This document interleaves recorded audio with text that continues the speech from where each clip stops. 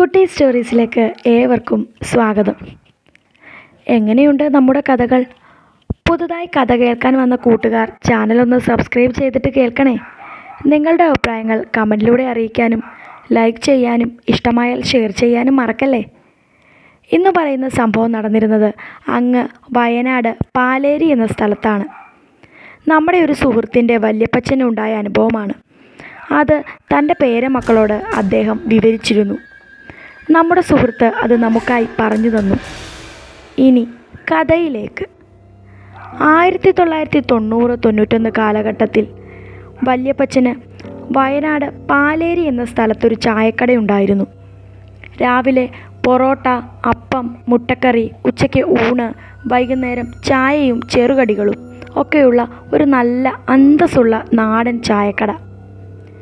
വെളുപ്പിന് ഏതാണ്ട് 4 മണിക്ക് എഴുന്നേറ്റ് 4:30 മണിക്ക് വീട്ടിൽ നിന്നും പുറപ്പെട്ട് 5:30 മണിയോടുകൂടി കട തുറന്ന് പൊറോട്ടയ്ക്കുള്ള മാവ് കുഴച്ചു വെക്കുന്നതോടുകൂടിയാണ് വല്യപ്പച്ചൻ്റെ ചായക്കടയുടെ ഒരു ദിവസം ആരംഭിക്കുന്നത്. അന്നും പതിവ് പോലെ വല്യപ്പച്ചൻ ചായക്കടയിൽ നിന്നും വന്ന് അത്താഴമൊക്കെ കഴിച്ച് കിടന്നുറങ്ങി. രാത്രിയുടെ ഏതോ യാമത്തിൽ കണ്ണു തുറന്ന വല്യപ്പച്ചൻ പുറത്തേക്ക് നോക്കിയപ്പോൾ സമയം ഏതാണ്ട് 4 മണിയോട് അടുത്ത ലക്ഷണം. പെട്ടെന്ന് തന്നെ അദ്ദേഹം പ്രാഥമിക കർമ്മങ്ങളൊക്കെ നടത്തി കടയിലേക്കുള്ള സാധനവും 8 ബാറ്ററിയുടെ പഴയകാല എവരിഡേ ടോർച്ചും തലയിലൊരു തോർത്തുമൊക്കെയായി ഇറങ്ങി. സ്ഥിരം ചെയ്തികളായതിനാൽ ആ സമയം വീട്ടിൽ ആരും തന്നെ എഴുന്നേറ്റിട്ടില്ല. ഇന്ന് അല്പം വൈകിയോ എന്ന് മനസ്സിലൊരു ശങ്ക. ഏതാണ്ട് 8 കിലോമീറ്ററോളം നടന്നാലേ കടയിലെത്തൂ. വല്യപ്പച്ചൻ ടോർച്ചടിച്ചു. നടത്തം അല്പം വേഗത്തിലാക്കി. ഇന്നത്തെ പോലെ ഒരു വികാസങ്ങളും തൊട്ടു നോക്കിയിട്ടില്ലാത്ത തനി നാടൻ നാട്ടിൻപുറം. എന്നും നടക്കുന്ന ഇരുവശങ്ങളും കാട് പിടിച്ചു കിടക്കുന്ന നാട്ടുവഴി. കാട്ടിൽ നിന്നും കൂമൻ്റെയും ചീവീടിൻ്റെയും ശബ്ദമല്ലാതെ മറ്റൊന്നുമില്ല. ഈ സ്ഥലങ്ങളിലൊക്കെ പുറം നാട്ടുകാരായ ഒടിയന്മാർ ഒടിവെക്കാൻ വന്നിട്ടുള്ളതായൊക്കെ കേട്ടിട്ടുണ്ട്. പക്ഷേ തനിക്ക് ശത്രുക്കൾ ആരുമില്ലല്ലോ ഒടിവെക്കാൻ കൊടുക്കാനും വരാനും. അങ്ങനെ പലതും മനസ്സിൽ ചിന്തിച്ച് വല്യപ്പച്ചൻ നടത്തം തുടർന്നു. കുറേയേറെ നടന്ന വല്യപ്പച്ചൻ വഴിയിൽ നിന്നും അകലെയുള്ള ഒരു പഴയകാല പൊട്ടിപ്പൊളിഞ്ഞ സർപ്പക്കാവിലെത്തി. ദൈവമേ, ഞാൻ എന്തിന് ഇതിലേ വരണം? കണ്ട പ്രാശിനെയും മറുതയും ഓർത്ത് വഴി തെറ്റിപ്പോയല്ലോ, വല്യപ്പച്ചൻ സ്വയം ശപിച്ചു. തുടർന്ന് ടോർച്ചടിച്ച് തിരികെ നടന്നു. വീണ്ടും നേരെയുള്ള വഴിയിലൂടെ അല്പം വേഗത്തിൽ പാഞ്ഞു. കുറേ നടന്നു. ദാ വീണ്ടും അതേ സർപ്പക്കാവിന് മുന്നിൽ. വല്യപ്പച്ചൻ ചുറ്റും നോക്കി. ചീവീടിൻ്റെ ശബ്ദം മാത്രം അന്തരീക്ഷത്തിൽ. ഒപ്പം കരിയിലകൾക്കിടയിൽ എന്തോ ഇഴയുന്ന ശബ്ദവും. കർത്താവേ, പഴയ സർപ്പക്കാവ് ഇഴജന്തുക്കളുടെ വിഹാര കേന്ദ്രമാണ്. ഇത് ശരിയല്ലല്ലോ. താൻ എങ്ങനെ വീണ്ടും ഇവിടെ തന്നെ എത്തി? അതും വർഷങ്ങളായി പോകുന്ന വഴി. കണ്ണുകെട്ടി വിട്ടാൽ പോലും നേരെ കടയിലെത്തുന്ന താൻ എങ്ങനെ ഇവിടെ 2 തവണ? വല്യപ്പച്ചൻ മനസ്സിലോർത്തു. എന്തായാലും തിരികെ നടക്കാം. ചുറ്റുമൊന്ന് ടോർച്ചടിച്ചു. ഇല്ല, ഇതുവരെ അപകടങ്ങളൊന്നുമില്ല. നടക്കുക തന്നെ. പെട്ടെന്ന് ഒരു ചെറിയ കാറ്റ് അന്തരീക്ഷത്തിൽ വന്നു. അതിനോടൊപ്പം ഒരു ദുർഗന്ധം പരിസരമാകെ പടർന്നു.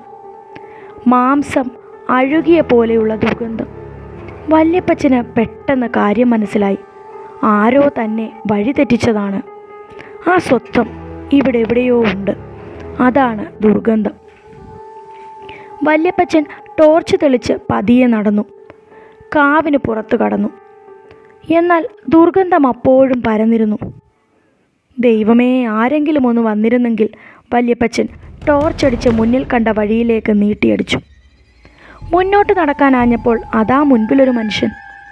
ആദ്യമൊന്ന് ഞെട്ടിയെങ്കിലും വല്യപ്പച്ചന് ആശ്വാസമായി. ഒരാളെ കൂട്ടിന് കിട്ടിയല്ലോ. അദ്ദേഹം ടോർച്ചടിച്ച് ആ മനുഷ്യനൊപ്പം എത്താൻ മുൻപിലേക്ക് അല്പം വേഗം കൂട്ടി നടന്നു.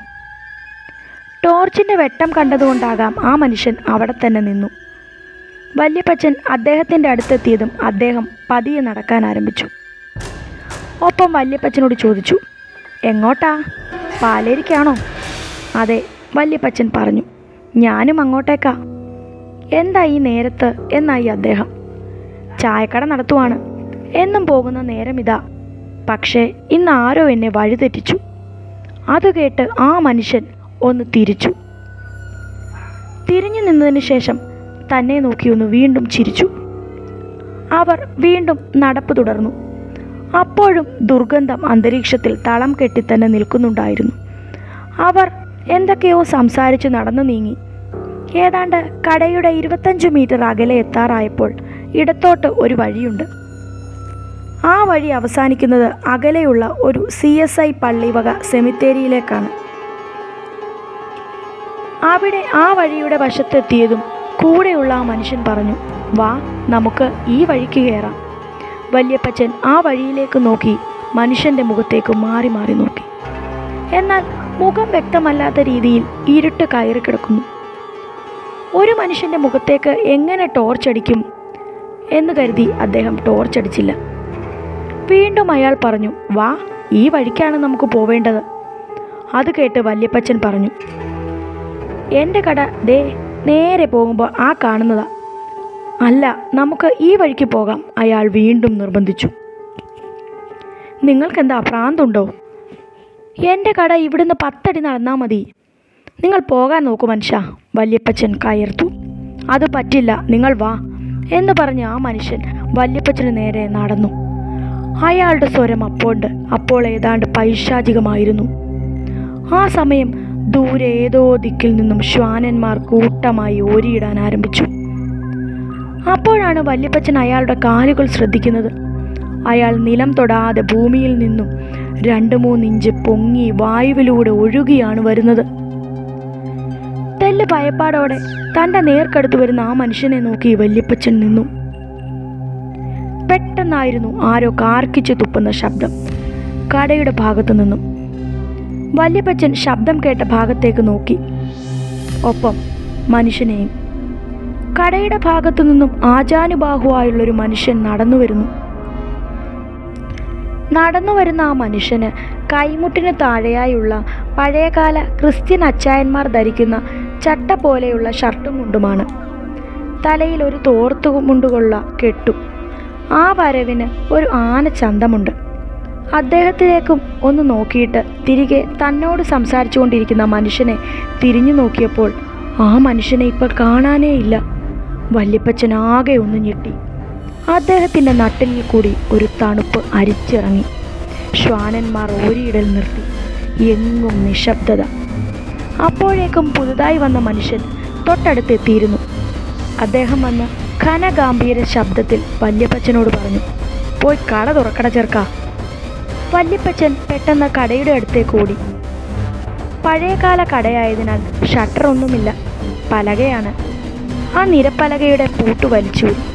തുടർന്ന് ആ മനുഷ്യൻ പോയ വഴിയെ ഒന്ന് നോക്കിയപ്പോൾ ആ മനുഷ്യൻ തിരിഞ്ഞൊന്ന് വല്യപ്പച്ചനെയും നോക്കി. കയ്യിലിരുന്ന ടോർച്ച് വല്യപ്പച്ചൻ ആ മനുഷ്യന് നേരെ നീട്ടിയടിച്ചു. ആ മുഖമൊന്ന് മിന്നായം പോലെ കണ്ട വല്യപ്പച്ചൻ ഞെട്ടി. വർഷങ്ങൾക്ക് മുൻപേ മരിച്ചുപോയ തൻ്റെ അപ്പൻ. ദൈവമേ എന്ന് വിളിച്ച് വല്യപ്പച്ചൻ കടയുടെ നിരപ്പലക പെട്ടെന്ന് തുറന്ന് അകത്തേക്ക് കയറി. പെട്രോമാക്സ് കത്തിച്ച് ക്ലോക്കിലേക്ക് നോക്കിയപ്പോൾ സമയം 3:10. കർത്താവേ, അപ്പോൾ എന്നെ വഴിതെറ്റിച്ചത് ഞാൻ ഇത്രയും നേരം സംസാരിച്ചു വന്ന ദുഷ്ടാത്മാവിനോടാണോ? എൻ്റെ അപ്പനിപ്പോൾ ഇവിടെ എത്തിയില്ലായിരുന്നെങ്കിൽ എൻ്റെ അവസ്ഥ. പിന്നെ നേരം വെളുക്കുന്നതുവരെ വല്യപ്പച്ചൻ ആ ഒരു ഭീതിയിലാണ് കടയിൽ കഴിച്ചുകൂട്ടിയത്. വല്യപ്പച്ചനെ രക്ഷിക്കാൻ വന്നത് അദ്ദേഹത്തിൻ്റെ അപ്പൻ തന്നെയാണോ?